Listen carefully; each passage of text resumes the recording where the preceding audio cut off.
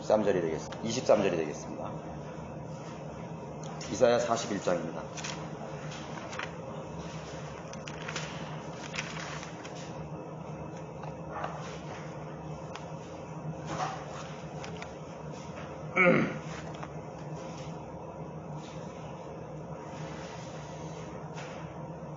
네, 찾으셨죠? 주의 손이 이 일을 이루었고 이스라엘의 거룩하신 분이 그것을 창조하신 것을 그들이 함께 보고 알며 헤아리고 깨달을 것이니라. 주가 말하노라. 너희는 송사를 일으키라. 야곱의 왕이 말하노니 너희의 강력한 주장을 내어놓으라. 그들로 주장주를 내어놓고 무슨 일이 일어날지를 우리에게 보이게 하라. 그들로 이전 일들을 보이게 하여 그것들이 무엇이든지 간에 우리로 그 일들을 숙고하고 그 일들의 나중 결말도 알게 하라. 아니면 앞으로 있을 일들을 우리에게 선포할지니 이후에 있을 일들을 보여주어 우리로 너희가 신들인 것을 알게 하라. 정녕 선을 행하거나 악을 행하라. 우리가 놀라며 그것을 함께 보리라. 오늘 말씀드릴 강론의 제목은 예언의 성취 조건입니다. 예언의 성취 조건. 우리가 가진 이 성경에 대한 믿음은 하나님께서 인정하시는 성경, 그 인정하시는 성경은 하나뿐이다 라는 믿음이죠. 킹 제임스 성경이 그 그리스도인의 그런 절대적이고 또 최종적인 그 믿음의 권위라는 사실을 말하는 것입니다. 킹 제임스란 명칭은 15세기, 그러니까 1611년 그 영국의 국왕인 제임스 통치 기간에 바른 성경에 붙여진 그런 이름입니다. 자신의 이름을 거기에 붙였습니다. 그 의미가 있는 이름이죠. 단순하게 생각해보면 왕이었던 시절 자신의 이름을 붙인 거에 지나지 않는 그런 단순한 생각을 할 수 있겠지만은 사실 그것이 아닙니다. 이 야곱의 왕, 제임스라는 것은 야곱이죠. 우리가 제임스서를 야고보서를 하잖아요. 야곱의 왕이신 예수 그리스도의 성경이라는 것입니다. 예수 그리스도의 성경입니다. 그것은 분명히 그 권위를 하나님께서 그 성경에 부여해 주신 것입니다. 왕의 말이 있는 곳에 권위가 있다고 잠언서에 말씀하고 있습니다.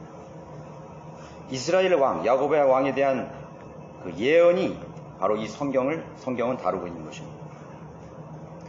그래서 변개된 성경들을 구별할 때 그 기준이 된 성경이 바로 이 킹 제임스 성경입니다. 예수 그리스도의 성경 외에 모든 성경들의 이름을 한번 보세요. 여타 현대 역본들은 모두 뉴 에이지적인 번역본들이라는 것을 말해주는 그 이름을 붙였어요. 새로운 세대, 새로운 세계 질서, 새로운 세계주의에 맞는 뉴 인터내셔널 버전인 것입니다. 뉴 에이지니까 뉴 인터내셔널이죠. 뉴 아메리칸 스탠다드죠. 뉴 리바이스 스탠다드 버전입니다. 전부 뉴가 붙인 거예요. 뉴 에이지를 위해서 쓰여진 하나님의 뜻과는 반대되는 그러한 이름이 붙여진 것입니다. 그러나 우리가 믿고 신뢰하는 최종 권위는 예수 그리스도의 성경이 야곱의 왕인 킹 제임스 성경인 것입니다. 예수님의 십자가 위에 붙여진 편말 The King of Jew, 유대인의 왕, 세계의 언어로 기록된 것이죠. 셈, 함, 야벳의 언어로 기록된 것입니다. 만왕의 왕이라는 뜻이죠. 자, 오늘은 이 예언, 하나님의 말씀들이 성취될 수 있는 조건에 대해서 몇 가지를 저는 살펴보려고 하는 것입니다. 우선 계시록 19장 10절에 기록한 대로 이는 예수의 증거가 예언의 영이기 때문이라고 말하고 있습니다. 예수님의 증거가 예언에 대한 것입니다. 그렇다면 예수님의 책인 이 성경 모두는 예언의 영으로 기록된 것입니다. 성령의 감동으로 기록된 성경 자체는 100%가 성취되는 예언의 책이라는 사실. 오늘날 이 세상에 많은 그 예언가들이 있습니다. 노스트라다무스, 또 영국의 니콜라우스 아우줄라, 이런 사람들은 지금 현존하고 있는데 해밀턴 피커라는 이 심령술사이자 그 예언가들이 있습니다. 이 사람들은 여러 가지 많은 예언을 했는데 몇 가지가 현 시대 자기가 살아있는 동안에 맞았어요. 그건 어떤 예언이라기보다도 어떤 예측이죠. 여러 가지 정황들을 보고 이 사건과 이 시대가 어떻게 진행되어서 결말이 날 것인가. 그래서 코로나 바이러스가 관련해서 코로나 바이러스로 인한 경제공황과 그 규제가 2020년, 22년까지 지속된다고 예언했어요. 그런 예언 같지도 않은 것이지. 그건 나도 할 수 있겠어요. 한 2022년이나 2003년까지 뭐 그 이상 갈 수 있다. 뭐 그런 것을 예언이라고 내놓는 것입니다. 또 재앙들의 예언. 뭐 쓰나미가 뭐 일본 해구에서 발생이 돼서 도쿄가 침몰한다는 등, 뭐 백두산이 터진다는 등, 뭐 여러 가지 그런 정황들을 보고 예측을 하는데 그것을 가지고 예언이라고 하는 것입니다. 그것과 성경과 비교할 수 있겠어요? 비교할 수 없어요. 그 사람들은 그러한 몇 가지를 내놓으면서 한 몇몇 가지가 이렇게 홍수로 그냥 통밥으로 이렇게 확률적으로 몇 가지 맞는 걸 가지고 뭐 예언을 해서 맞았다 이렇게 말하는 것입니다. 예측이라고 할 수 있는 것이죠. 그러나 하나님의 영으로 기록된 예언들은 무오하게 성취된 것입니다. 우리 사도행전에서 그분의 무오한 증거들이라 했죠. 그 부활을 증거할 때 무오한 증거들이에요. 오류가 없는, 허점이 없는, 헛말이 아니에요.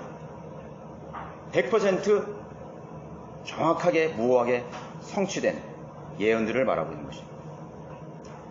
그리고 앞으로 미래에 대해서 말씀하신 모든 예언들도 성취될 것입니다. 하나라도 역사 속에서 빗나가지 않았다는 사실. 활을 쐈는데 관역을 하나도 빗나가지 않은 것입니다. 예언이란 단순히 미래에 국한되지 않는 것입니다. 그들로 이전 일들을 보게 하라. 오늘 말씀하셨죠. 이전 일들을 보게 하라. 이것은 과거를 뜻하는 것입니다. 이전 일들을 보게 하라. 그 일들을 숙고하고 그 일들의 나중 결말도 알게 하라. 이것은 현재와 과거를 통한 현재의 결과를 생각해 보라는 것입니다. 그 과거가 오늘 어떻게 이루어졌는지 한번 너희들이 숙고해 보라. 또 말씀하시죠. 아니면 앞으로 있을 일들을 보여주어 우리로 너희가 신들인 것을 알게 하라. 그들이 숭배하는 이방신, 우상들 예언할 수 없다는 것입니다. 그러나 우리 주 하나님은 위대하셔서 과거와 현재, 이전 일들, 지금 일어나는 일들, 결말, 앞으로 있을 일들을 우리에게 선포하고 있다는 것을 말하는 것이에요. 그것이 바로 하나님의 말씀입니다. 여러분, 지상의 어떤 사상이나 철학이나 교육과 종교도 과거와 현재와 미래의 역사를 예견하거나 또 그 원인과 결과에 대해서 확답을 해놓은 그런 이론이 있습니까? 한 가지도 없습니다. 코란, 노노맹자, 명심보감, 예언이 어디 있어요? 예언이 어디 있는 말이에요? 불교의 경전들, 인도의 수많은 그러한 신들의 경전들, 과거와 현재의 역사를 정확하게 예언하고 성취된 그런 내용이 한 가지도 없는 것입니다. 더 나아가서 이 우주 만물을 통틀어서 영적 존재들, 예언하는 존재도 있어요. 천사들도 예언 못해요. 천사장도 예언 못해요. 수많은 신들이 있어요. 예언하는 신이 한 가지도 없습니다. 인도에 3억 3천 개의 신들이 있는데 그 중에서 한 신도 예언을 못하고 있어요. 일본에 8,500개의 신들이 있는데 한 신도 예언을 놓지 못해요. 예언했다면 일본이 그 모양이 되지 않았죠. 2차 대전 때 히로시마에 나가사키에 원자탄이 터져서 일본 그 국민들이 비참해지진 않았을 거예요. 그들의 신이 어디 있느냐? 없다 이거. 심지어는 이 우주의 제2의 신인 마귀도 예언에는 절대로 손을 못 대는 것입니다. 관여할 수 없는 영역이 바로 예언의 영역이라는 사실을 우리가 배울 수 있는 것입니다. 예언을 성취시키는 있는 조건을 가지신 분, 예언을 성취시키기 위해서 가져야 될 능력이 무엇이냐? 시간과 공간을 관장할 수가 있어야 되는 것입니다. 시간과 공간을 관장해야 됩니다. 여러분, 시간 여행 있죠? 시간 여행. 아인슈타인의 시간 원리. 과거로 돌아가는 거 시간 여행. 그런 시간을 관장해야 되는 거예요. 시간을. 아인슈타인의 원리는 빛의 속도로 이상으로 가면은 과거로 돌아갈 수 있다는 원리가 시간 여행입니다. 여러분, 고속열차를 타고 한번 차창을 한번 내다보세요. 가로수의 간격이 점점 그 속도가 빠를수록 가로수의 간격이 짧아지죠. 그리고 나중에는 가로수가 하나로 보이는 것입니다. 그게 바로 시간 여행의 원리예요. 뒤에 가로수가 여기 보이고 미래의 가로수가 여기 보이는 것입니다. 여러분, 그 시뮬레이션 하면 보이잖아요. 실제로 차를 쫙 타가면 가로수가 쫙 지나가요. 빨리 지나면 더 하나로 보이는 것입니다.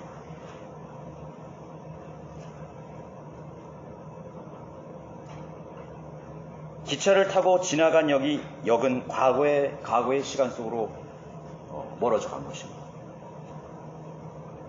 그러나 사실은 그 내가 지나친, 시간 속에 지나친 과거의 역도 현재 존재하고 있는 것입니다. 그러나 내가 시간 속에 갇혀있기 때문에 그 역은 과거가 된 거예요. 시간이 없다면 그 역은 오늘 여기 있는 것입니다. 그게 하나님의 관점입니다. 시간을 관장하는 신, 하나님. 시간은 인간의 차원 속에 있는 개념일 뿐이에요. 우리 인생들에게 갇힌 개념. 하나님께서는 과거와 현재, 미래에 모두 계시고 계시는 분이십니다. 어제도 계셨고 오늘도 계시고 영원토록 계시는 분. 그분은 시간이 없으시고, 공간이라는 장벽도 현 세상의 개념일 뿐이에요. 시간도 우리가 가지는 개념이고 공간의 개념도 우리가 느끼는 개념일 뿐이에요. 하나님은 그 개념이 없으신 거예요. 하나님은 그것을 관장하시는 분이십니다. 시간을 넘나드는 거예요. 과거를 가셨다가 미래를 가셨다가 현재를 가시는 거예요. 그분은 무소부지하셔서 여기도 계시고 저기도 계시고 저 바다 끝에 계시는 것입니다. 여러분, 생각해 보십시오. 내가 20살에서 딱 멈췄다고 생각해 보세요. 모두가 여러분 다 멈췄어. 그럼 시간 개념이 있을까요? 없죠. 내가 내 사진을 10년 전의 사진을 보고 나를 보니까 야, 내가 많이 늙었구나. 머리도 많이 빠지고 휘어지고 주름도 많아지고 시간 개념이 느껴지잖아요. 그런데 여러분들이 늙지 않고 계속 있다면 시간이 20살에서 그대로 멈추는 거야. 그대로 멈춰라. 그리고 시계도 없어. 시간 개념이 있을 수 있어요. 계절의 변화도 없어. 똑같이 봄이야. 아름다운 봄이야. 그대로 멈춰 있어. 근데 난 살아있어. 시간 개념이 없죠. 하나님께서 인생들에게 시계를 주신 것입니다. 시계를 주셨어요. 하나님께서 이 죄인들에게 시계를 주셨기 때문에 우리는 그 시간 속에 갇혀 있는 것입니다. 여러분, 시계가 뭐 사람이 발명했다고 그렇게 말할 수 있지만 아니에요. 시계는 김정은이도 12시간 있는 시계를 쓰고 바이든도 12시간 있는 시계 쓰고 아프리카 밀림에 있는 부족인도 12시의 시간을 써요. 그거 어디서 왔어요? 성경에서 왔잖아요. 12사도들, 12진주문, 12지파. 저는 처음에 구령할 때 그런 얘기를 많이 해요. 일주일은 어디서 온지 아냐고. 성경에서 왔다. 일주일도 시간 아니에요. 시간은 하나님께서 주신 거예요. 시계도 12시계 시계 하나님 주신 거예요. 너는 12시에 너는 딱 거기에 개념을 가지라. 12달. 이상하잖아요? 12달. 7일. 또, 뭐라죠? 달의 움직임에 의해서 절기가 나오는데 24절기. 그러면 24시간. 거기에 맞아 들어가는 것이. 12시에 배수죠. 24절. 그 24절기라는 것은 정확합니다. 씨를 뿌리고 또 밭을 메고 열매를 따고 정확합니다. 그거 누가 주셨어요? 하나님께서 시간을 우리에게 주신 것이죠. 그래서 우리는 그 시간 속에서 시간의 차원 속에 묶여 있는 것이죠. 시간은 공간의 개념과 함께 동시에 가는 것입니다. 자, 하나님께서는 인류를 다루시는 방법을 경륜이라고 그러죠. 경륜. 이코노미. 그래서 그것을 경영 방침이라고 배웠어요. 그 경륜 속에는 하나님의 섭리가 있어요. 하나님의 경륜이, 인간의 역사를 다루는 경륜이 기차의 레일과 같다면, 쫙 두 개의 레일 같다면 그게 경륜이에요. 그리고 그 레일을 받치고 있는 신목들 하나하나가 바로 섭리와 같은 것이에요. 그 경륜을 이뤄가는 섭리가 촉촉촉촉촉촉 이렇게 받치고 있는 것이에요. 그래서 성경을 보면은 시제가 일정치를 않아요. 우리가 킹제임스 성경의 시제라는 것은 매우 중요한 것이에요. 과거에 얘기했는데 현재처럼 얘기하시고, 또 미래를 얘기하셨는데 과거로 얘기하시고, 또 미래의 것을 얘기하시면서 현재 시제를 쓴 거예요. 그러니까 인간이 이걸 자신이 인간의 그 시간 개념의 차원이 있기 때문에 이 틀렸다 이거예요. 그래서 그걸 뜯어 고치는 것입니다. 그래서 성경 경계가 거기서 또 거기서 일어나는 거예요. 뭐 여러 가지 이유를 위해서 의도적인 것도 있고, 또 인간의 그런 무지와 인간의 개념 속에서만 하나님을 이해하려고 하기 때문에 시제를 바꿔버리는 거예요. 이건 미래 시제이기 때문에 아니 틀렸어. 바꿔버리는 그런 거 많이 있습니다. 여러분 공부해보면 많이 있어요. 왜? 하나님은 시공간을 넘나드는 분이시기 때문에 시제가 그렇게 큰 의미가 없는 것입니다. 없죠.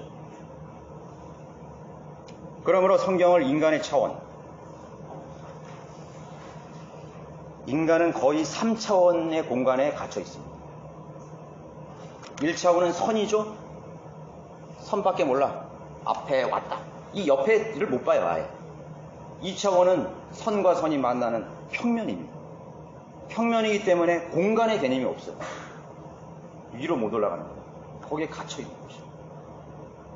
3차원, 공간의 개념이 있죠. X, Y, Z의 뭐 수학적인 걸 설명하고 있는데 3차원의 공간에 그냥 사람들이 그냥 뭐 갔다 하고 거기 있는 것이 모든 것인 줄 알고 사는 것이죠. 그러나 4차원의 원리를 설명하고 있는 것이죠. 시간을 따면. 그러면 4차원이 있다면 5차원은 왜 없겠어요? 6차원은 왜 없겠어요? 10차원, 100차원, 무한대 차원이 왜 없겠어요? 상상할 수 있어요?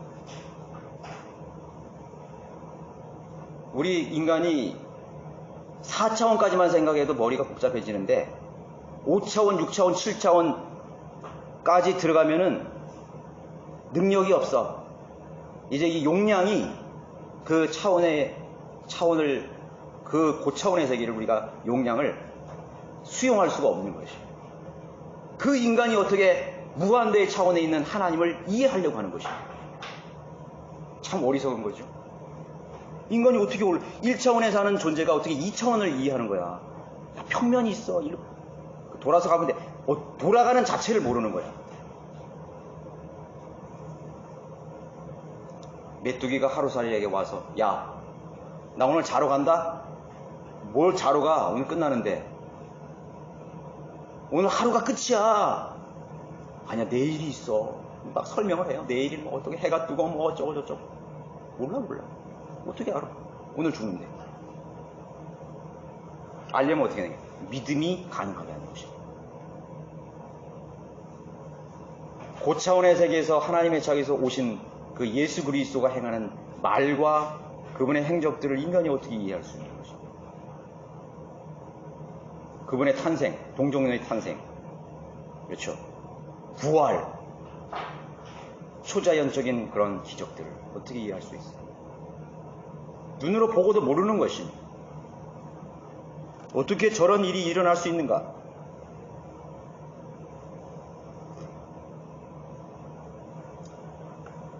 자, 그렇기 때문에 예수님은 어떤 사람들에게는 신경정신과 치료가 필요한 존재로 그렇게 인식되는 것입니다.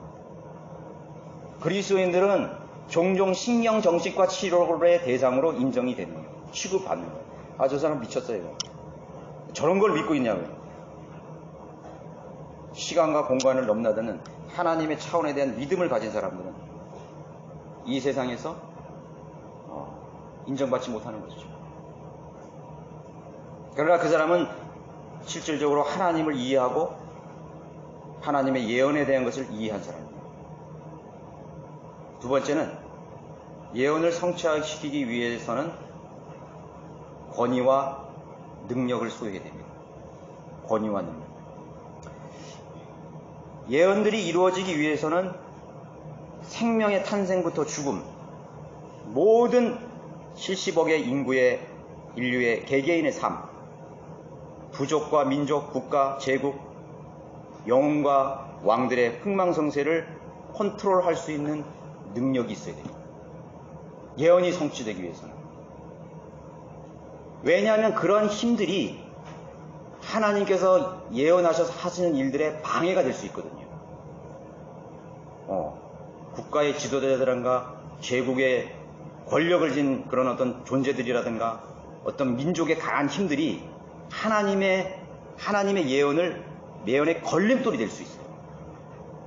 그런데 그 걸림돌을 극복하고 그 예언을 성취시키기 위해서는 그 지상의 막강한 능력들을 컨트롤할 수 있는 능력과 파워를 가지고 있어야 됩니다.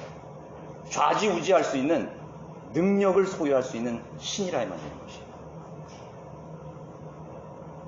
그렇죠?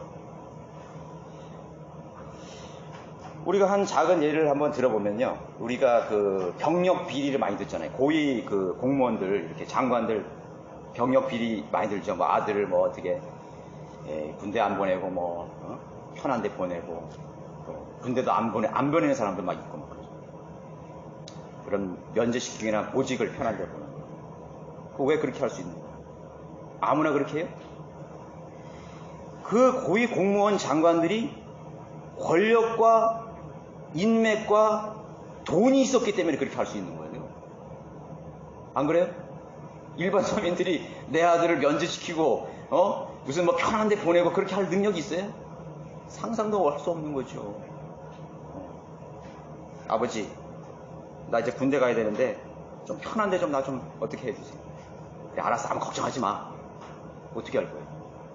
권력을 가졌기 때문에 야, 뭐 누구 뭐 무슨 사단장 또 무슨 뭐 참모총장 만나는 거예요. 우리 아들이 이렇게 했는데 이렇게 해서 알겠습니다. 걱정하지 마세요. 이름하고 끝납니다. 또는 뭐 이렇게 돈을 한 1억 2원 챙겨주면서 알았습니다. 걱정하지 마세요. 그런 힘이 있어야 내가 그 편한 자리로 미래에 그것도 하나 예언이야.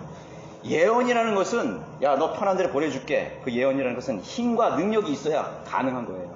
그거 아무나 할 수 있어요? 근데 못하는 거죠. 낙하산 인사?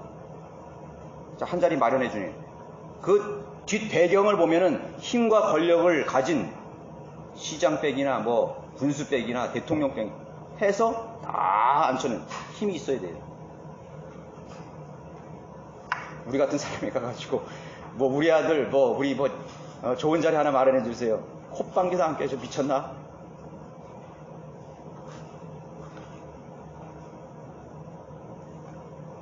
힘과 권위가 있을수록 그 말에 효력이 있는 것입니다.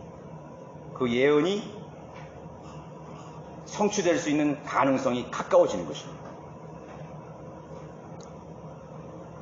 왕의 말이 있는 곳에 권위가 있다 그러죠. 왕의 말의 한마디에 죽고 사는 것이 결정되는 것입니다. 만왕의 왕이시고 만주의 주신 하나님의 말씀에 여러분 얼마나 큰 권위가 있는지 상상해 보셨어요? 그래서 권력 있는 사람들을 두려워하는 것입니다. 무서워하는 거예요. 칼을 찬 사람 두려워하고 별을 단 사람 두려워하고 왕을 두려워하는 거예요. 그 사람 한마디에 나는 내 운명이 좌주되지 않습니다.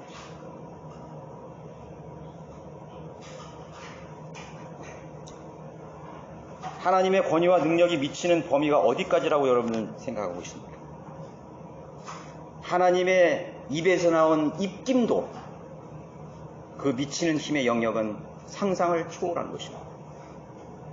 하나님의 말씀의 예언이 영역이 미치는 범위는 땅의 먼지와 티끌로부터 시작해서 광활한 대우주에 있는 수십 수억 개의 그 광활한 대우주의 별들의 운행을 미치는 영향력을 가지고 있다는 사실입니다. 하나님은 크고 위대하신 분이기도 하지만 너무나 섬세하신 자애로우신 하나님, 너무나 섬세해. 그 티끌의 먼지까지도 하나님께서 하나님의 예언과 하나님의 말씀에 힘이 거기에 미치고 있는 것입니다.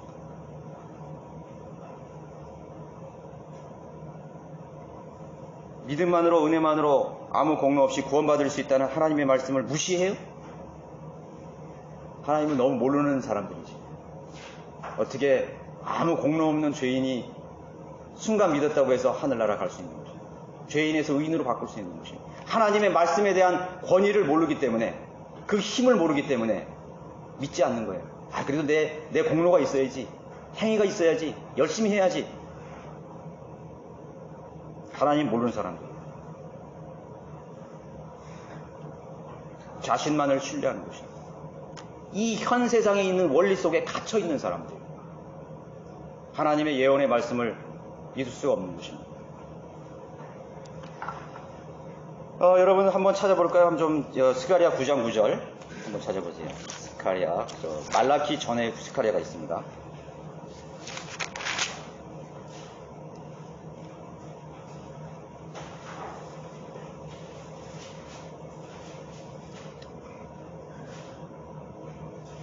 스가랴 9장 9절에 보시면 오 시온에 따라 크게 기뻐하라. 오 예루살렘에 따라 소리 지르라. 보라 내 왕이 내게 오시나니 그는 공의로우시며 구원을 지니셨고 겸손하시며 나귀를 타시리니 나귀의 새끼는 어린 나귀니라.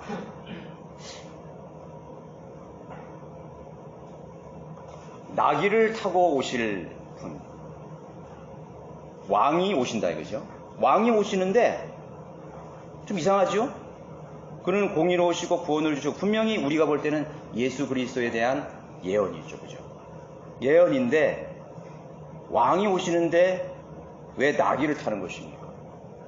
말을 타야지. 백마를 타고 종마를 타야죠. 종마. 멋있는 관리를 가진 백마를 타고 오셔야 되는데, 물론 재림 때는 그분은 말을 타고 오십니다. 그럼 분명 이거는 다른 것을 예언한 것입니다. 예수님의 초림을 예언한 것입니다. 초림으로 오시는 분인데, 왕인데 겸손하셔서 나귀를 타고 나귀의 새끼는 어린 나귀의 새끼를 타는 것입니다.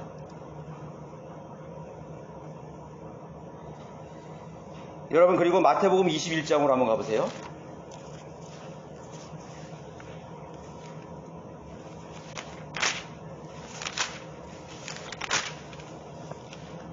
(21장 1절에) 보면 그들이 예루살렘에 가까이 와서 올리브산 근처 베파기에 이르렀을 때 예수께서 두 제자들을 보내시며 그들에게 말씀하시기를 너희 맞은편 마을로 가라. 그러면 곧 나귀 한 마리가 그 새끼와 함께 매여 있는 것을 보리니 풀어서 내게로 끌고 오라. 만일 누가 너에게 무슨 말을 하거든 주께서 그것을 쓰신다고 말하라. 그러면 그 사람이 즉시 보내리라고 하시더라. 이게 얼마나 황당한 얘기인지 아세요? 얼마나 황당한 얘기예요, 이게. 권력도 없고 힘도 없고 돈도 없고 그런 예수님이 이제 십자가에 죽을 날이 얼마 안 남은 그 예수님이 느닷없이 예수님 제자들 보고 야 저기 그 마을로 들어가면은 뭐 찾을 필요도 없어 그냥 가서 그냥 니네들이 아무 데나 가서 딱 만나는 그 집에 가보면 나귀 새끼 한 마리가 매여 있고 있을 거야. 그거 자체도 황당하잖아요. 뭐 그 동네가 다 나귀를 키운다 몰라도 그리고 나귀 새끼인지 또 나귀 뭐 어민지 말인지 개인지 뭐 그런 걸 있었잖아요. 뭐 동물이 있을 거라 그러면 또 좀 비슷하게 맞을 수도 있어. 그런데 거기 나귀 새끼가 있는 것이에요. 그래 점점 더 황당하기 시작하는 거예요. 그런데 거기 가서 매 있는 것을 보면 풀어서 끌고 오래. 맞아 죽으려고 환장을 했지. 그거 풀어서 끌고 오라는 거야. 그리고 그 사람이 분명 뭐라 그랬죠. 그 나귀 왜 남은 나귀를 그렇게 함부로 끌고 가? 이 사람 도둑놈 아니야? 뭐라고 막 이렇게 제지를 하면은 이렇게 말하라는 거예요. 주께서 그것을 쓰신다. 이렇게 말하라는 거예요. 그런데 이 예언은 어디냐면은 여기 나왔죠. 이 모든 일이라는 것은 아까 우리 스가랴 선지자가 있죠. 통하여 하신 말씀이 이루어지려 하려 함이라. 예언의 한 부분인데요. 지금 스가랴 선지자가 9장에서 예언한 그 시점과 마태복음 21장에 예수님이 제자들과 말씀하신 이 시점의 차이는 제가 계산해 보니까 530년 정도 되는 것입니다. 530년 전에 거의 다 잊혀진 그냥 그 말은 뭐 소문도 안 났어. 그냥 뭐 몇 장 몇 절이 있는지도 몰라. 여러분 알고 있었어요? 몇 장 몇 절인지? 우리도 몰랐잖아요. 성경 공부하는. 그런데 400년 동안 예언자도 없고 선지도 없는 그 시대에 그 이사야가 했던 그 말은 그냥 흔적도 없이 사라진 거예요. 그냥 몇몇 랍비들만 그냥 읽고 습관적으로 읽는 거죠. 그 말이 살아서 그 말에서 530년이 지난 그 어느 날 예수님의 입에서 그게 나오고 그리고 실제로 그게 5절에 보면 너희의 시온의 딸들아 보라 너희 왕이 내게 오시나니 그는 온유하여 나귀 곧 나귀 새끼인 어린 순나귀에 타셨도다 하더라. 그 제자들이 가서 예수께서 그들에게 명하신 대로 행하여 그 나귀와 나귀 새끼를 끌고 와서 그 나귀 위에 자기 옷을 덮고 그 위에 옛 줄을 태우더라. 여기에 뭐 문제 있어요? 아무 문제 없잖아요. 뭐 거기서 뭐 역사를 짓고 싸우고 뭐 돈을 뭐 얼마를 냈는지 흥정하고 전혀 그런 게 없어. 그냥 일사천리로 그냥 말씀이 그냥 내달려가지고 그대로 성취되는 거예요. 500년이라는 이 시간의 격차는 고려 왕조가 500년입니다. 고려의 왕조가 500년이야. 그 500년을 훌쩍 뛰어넘어가지고 예언한 것이 그대로 성취된 것이죠. 그뿐이에요. 조선의 역사도 이성계가 이제 고려를 패망시키고 1392년에서 한일 합방까지 1910년이면 조선 다이내스티도 518년이에요. 정확하게. 고려의 역사를 훌쩍 뛰어넘고 조선의 왕조를 훌쩍 그보다 더 몇십 년 더 있죠. 뛰어넘은 그 예언이 그대로 한 점 1.1억도 빗나가지 않고 그대로 예언이 성취된 놀라운 사건이죠. 놀라운 사건. 자, 우리가 여기서 조금만 생각해 보면요. 여러분들이 10년 후에 여러분 동네 사람들 중에 누가 무슨 짐승을 기를 것인지 예언할 수 있어요? 예언해보세요, 한번. 우리 동네에 몇 번째 사는 사람이 하다못해 애완용 암컷을 기를 것인지 수컷을 기를 것인지 무슨 종을 기를 것인지 예언해 보세요. 엄두가 나요, 안 나요? 뭐 그 손도 못 대는 거지. 이 세상에 무슨 권력을 가진 사람, 돈을 가진 사람, 누가 그걸 손을 대? 10년 후에 아니 2, 3년에 있을 일도 입도 뻥끗 못하는 것인 거예요. 500년, 600년. 알 수가 없죠.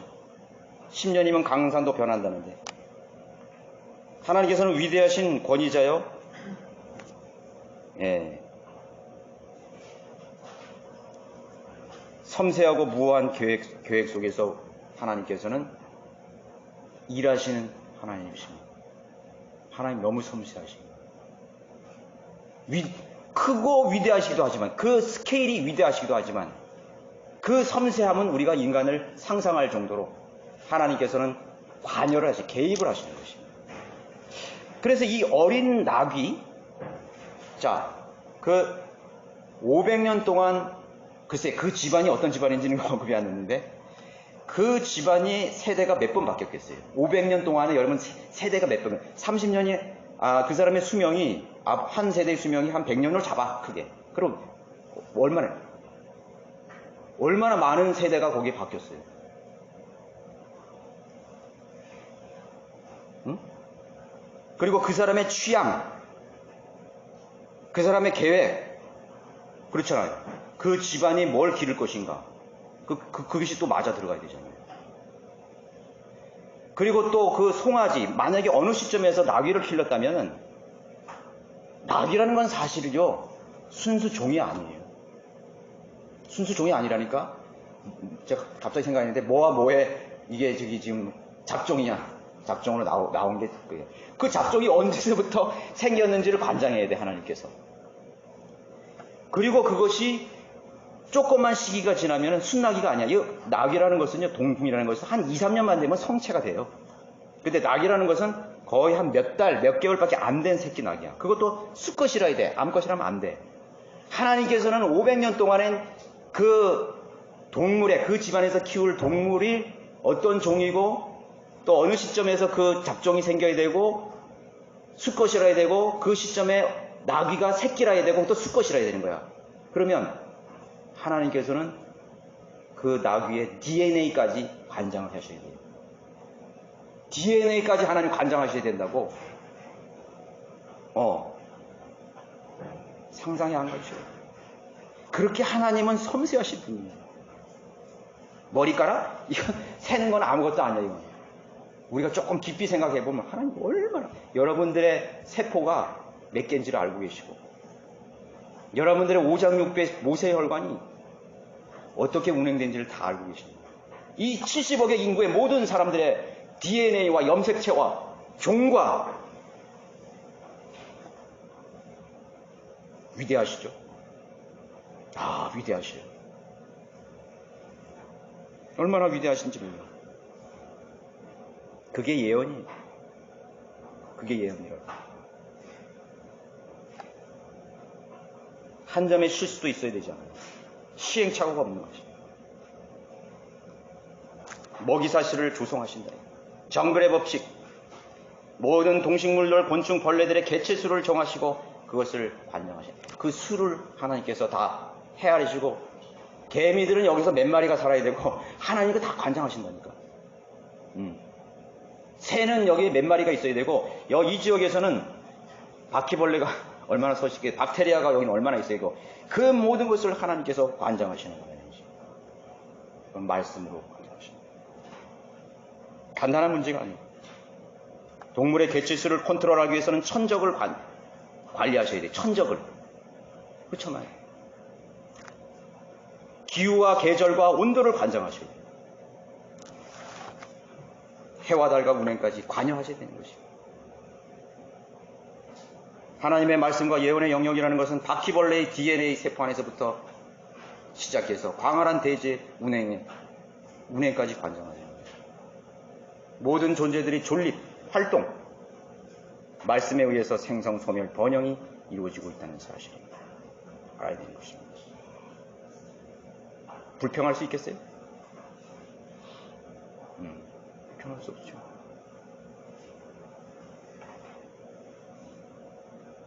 여러분 물건을 사면 그 물건 뒤에 뭐라고 찍혀 있죠? Made in USA, Made in German, Made in Indonesia, Made in China. 이 우주 공간에 있는 수많은 만물에 이렇게 찍혀 있습니다. Made in by God's word. 하나님의 말씀에 의해서 지음받았다. 보이시나요? 여러분 장미꽃을 보면서 made by his hand. 그분의 손으로 창조됩니다. 달을 보고, 돌을 보고, 바위를 보고, 산을 보고 made by 하나님에 의해서 창조됩니다. 하나님에 의해서 지음받았다. 찬양을 안 할 수 없죠. 여러분 147편을 한번 보세요. 시편 147편.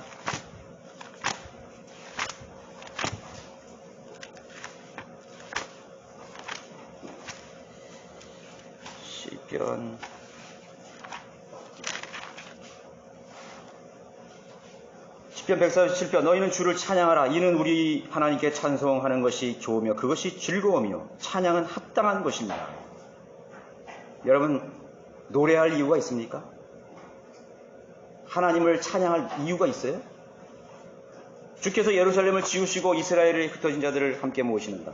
그는 마음이 상한 자들을 고치시며 그들의 상처들을 싸매어 주시는도다. 그가 별들의 수를 헤아리시고 그들을 모두 그들의 이름으로 부르시는도다. 수십억 조개의 별들을 세고 그것의 이름을 부르시다는 것이, 그 이름을 안 까먹으시면 다 기억해서 부르시는 것입니다. 오리온 자리의 별들, 안드로메다의 별들. 여러분 별 자리는 몇 개나 해오세요? 몇 개나 해오시나요?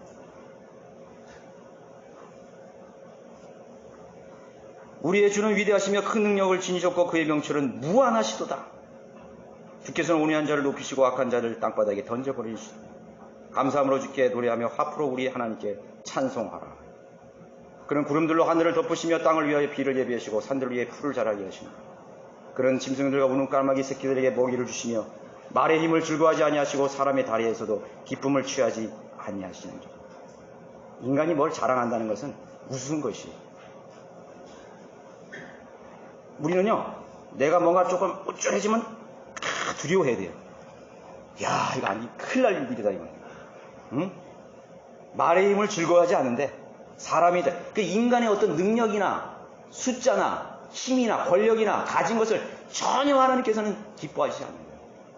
뭐 조금 있다고, 뭐 교회가 뭐 조금 크다고, 응? 뭐 돈이 좀 뭐 통장에 좀 있다고, 집이 좀 크다고, 차가 좀 다른 사람 멋지다고 전혀 관계가 없어요. 내가 오늘 그렇게 얘기했거든요. 야, 우리 다마스에 사서 타자야. 우리 애들이 콧방귀도 안 가지.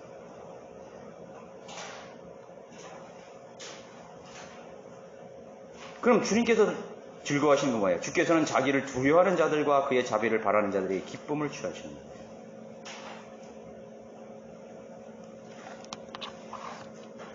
하나님의 말씀이 미치는 영역이 어디까지인 것입니까?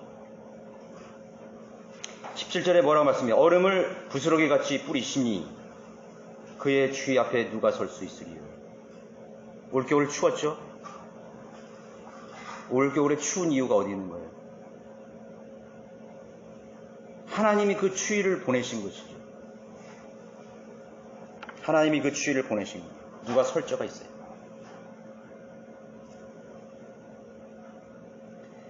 그러면 하나님의 자녀들의 삶이나 미래를 하나님이 왜 관장하지 못하시겠어요? 네? 너희는 성경을 읽어보지도 못하였느냐?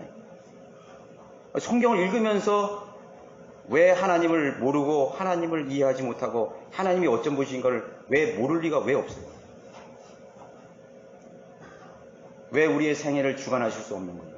우리의 일거수일투족을 인도하실 수 없는 것이에요. 그것이 우리의 믿음이 되어야 되는 거예요. 하나님을 신뢰해야 되는 이유가 있는 것입니다. 하나님께서는 여러분 모두의 삶의 미래를 다 벌써 알고 계셔요. 전부 다 알고 계십니다. 5년 후에 무슨 일이 있을지 알고 있어요. 3년 후에 어떤 직장에서 어떻게 일할지 알고 계십니다. 누구를 만날지 알고, 누구와 결혼을 하고 자녀를 몇 명 낳고 다 알고 계십니다. 이미 정해놓은 게 아니라 이미 다 알고 있다는 거예요. 미리 알고 있는 거하고 미리 정해놓은 건 틀려요. 다릅니다. 미리 안다는 건 뭐예요? 여러분들이 어떤 결정을 할지를 알고 계시고 여러분들이 어떤 결정을 해서 생길 수 있는 모든 확률과 경우의 수를 다 알고 계시는 것이에요. 이거 결정하면 이렇게 되고 이거 결정하면 다 하나님이 이렇게 다 알고 계시는 거예요. 그 사람에서 일어날 수 있는 상황을 다 알고 계시는 거예요. 그러면서 하나님이 이렇게 말하는 거예요. 저기서 내 아들이 저 결정하면 안 되는데. 내 딸이 저 결정하면 안 되는데. 저 길로 가면 안 되는데. 왜? 하나님 다 알고 계시기 때문에. 하나님께서 어떻게든 막으시는 거예요. 다른 사람 붙여가지고 막 권면도 하고 책망도 해보고 막 설교에서도 막 또 해줘. 설교로 또 하고 성경 공부도 하고 성경책도 읽고. 그런데 눈과 귀가 닫혔기 때문에 그걸 모르는 거야. 자기가 보기에는 아주 좋은 결정을 하는 것 같고 자기가 볼 때는 옳은 결정을 하는데 그 끝은 몰락의 길이고 불행의 길이고 절망의 길. 그 하나님께서 아시는 거예요. 그러니까 하나님 뭐라고 그러는 거예요? 제발 나한테 와서 좀 물어라. 무슨 결정을 하든지 아무리 작은 결정을 하든지 아무리 큰 결정을 하든지 인간의 모든 대소사에 대한 모든 일들을 하나님께 와서 나에게 와서 제발 물어다오. 지혜가 없거든 꾸짖지 아니하시고 아낌없이 주시는 하나님 앞에 말을 안 들어. 도대체 안 듣는 것이.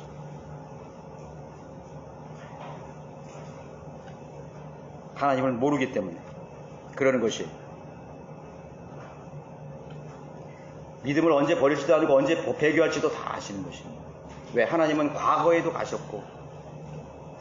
자, 우리의 기도의 의미와 개념을 이해해야 되는 것입니다. 주님에 대한 믿음의 중요성이 여기 있습니다. 우리는 모든 일을 맡겨드려야 되는 것입니다. 맡겨야 돼요. 하나님의 방법과 통치는 실수도 제한도 없는 무한 하나님의 능력으로 인도하시는 것입니다. 왜 맡길 수 없는 것입니다? 하나님을 깊이 알지 못하기 때문에. 아는데 건성으로 하는 거죠.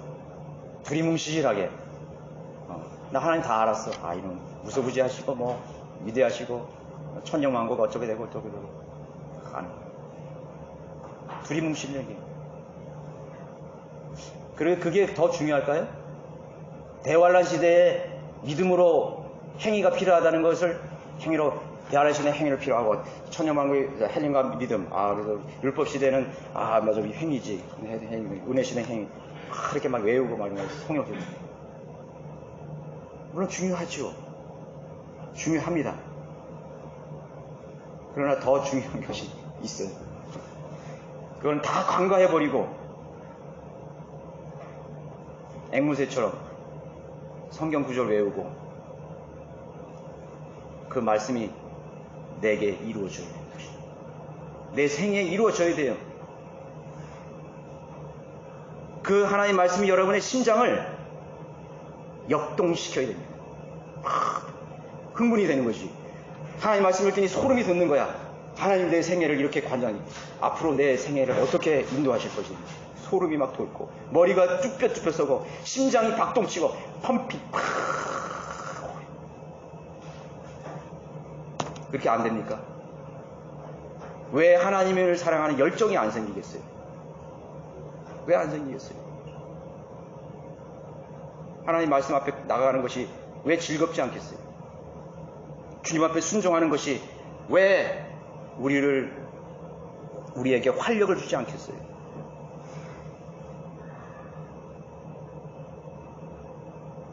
공부에 흥미가 없는 사람들이 아무리 공부해도 소용이 없어요.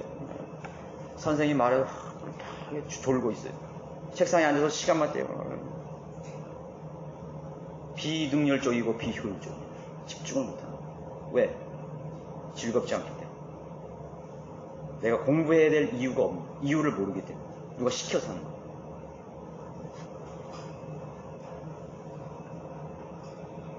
그 이유를 하나님 앞에 찾으시기 바랍니다. 여러분들이 몸의 건강을 관리하는 거 하나님 앞에 찾으세요. 여러분 직장에서 사람들을 만나고 여러분의 일터에서 일어나는 모든 일들 가운데 하나님 앞에 이유를 묻고 찾으십시오. 여러분의 계획, 사업, 여러분 만남, 결혼, 가정, 노년의 계획, 모든 영역을 하나님과 연관을, 하나님과 엮이게 하세요. 하나님의 말씀에 엮어야 돼요. 어떻게든지 그것을 엮어서 나가야 돼. 인생이 꼬이는 이유가 딴 데 있는 것이 아니죠.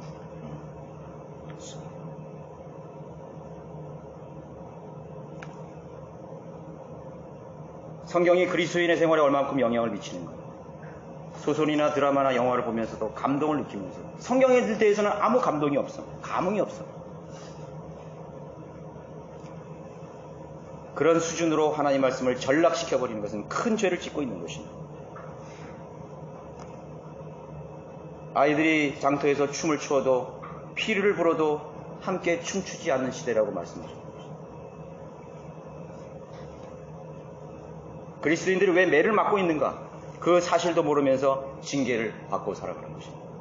세 번째는 예언의 모든 과정은 예언의 시스템과도 같은 것입니다. 시스템입니다. 예언이라는 것은 하나의 시스템입니다. 시스템이라는 말은 자주 우리가 듣게 되는데 우리의 국가 통합 시스템, 교통통신, 이런 도로 시스템, 교육 다 시스템입니다. 그 사회와 국가가 더 선진화될수록 그 시스템은 더 정교하게 짜여져 있는 것이에요. 그러면 선진국 국가로 인정하는 것입니다. 그렇죠? 빠르고 정확하고 편리해지는 삶이 될 수 있는 것입니다. 국가는 원하는 대로 그 국가가 원하는 방향으로 발전을 하고 번영을 할 수 있는 것입니다. 그것이 시스템인 것입니다. 어떤 목적을 위해서 공동으로 작업하는 조직화된 구성 요소의 결합체를 우리가 시스템이라는 것입니다. 하나님의 예언과 하나님의 성경과 하나님의 경영관심은 이 시스템과 같은 것, 거대한 시스템인 것입니다. 통합, 총체적 관리를 할 수 있는 것입니다. 여러분, 이 예를 돕기 위해서 아프리카의 어느 낙후된 국가 부족 어떤 부시맨을 서울로 데려왔어요. 내가 서울 나들이를 시켜줄게 하면서 부시맨을 데리고 오는 것입니다. 그런데 내가 가려고 하는 그 기차역에 딱 갔더니 기차가 딱 들어와서 딱 서는 거예요. 그 부시맨이 생각하기에 야, 이거 우연이다. 우리가 저길 가려고 하는데 마침 기차가 이렇게 들어오는구나. 버스터미널 갔더니 우리가 B라는 곳에 가려고 했더니 거기에 내가 가려고 하는 버스가 거기 딱 정차되어 있는 거야. 이야, 신기하다. 이거 막 우연의 일치야. 어떻게 내가 가는 곳마다 그냥 내가 기차가 들어오고 버스가 서 있고 말이죠. 딱 돼 있는 거죠.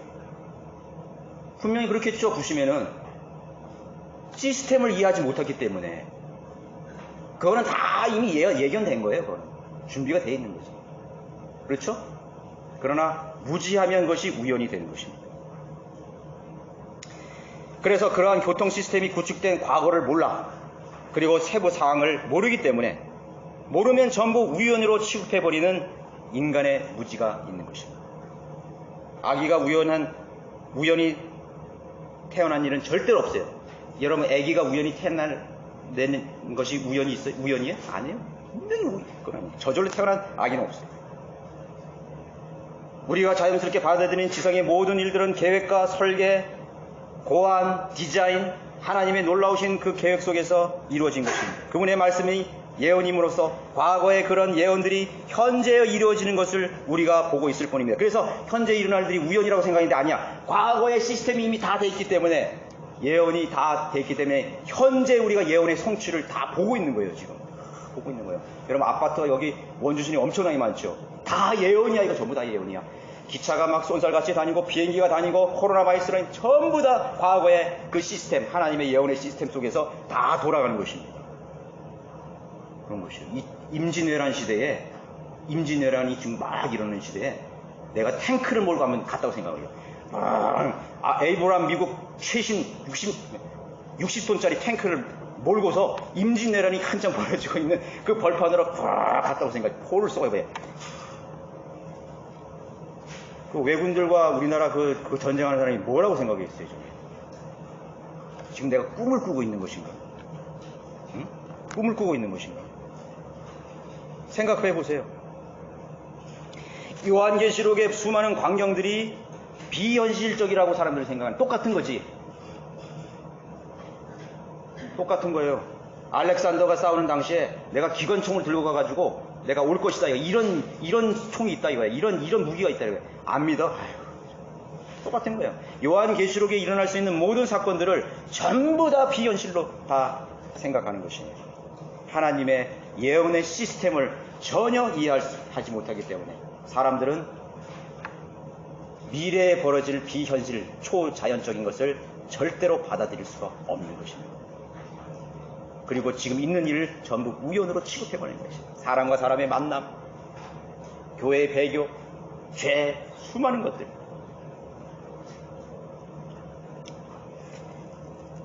개인의 인생사도 역시 마찬가지인 것입니다.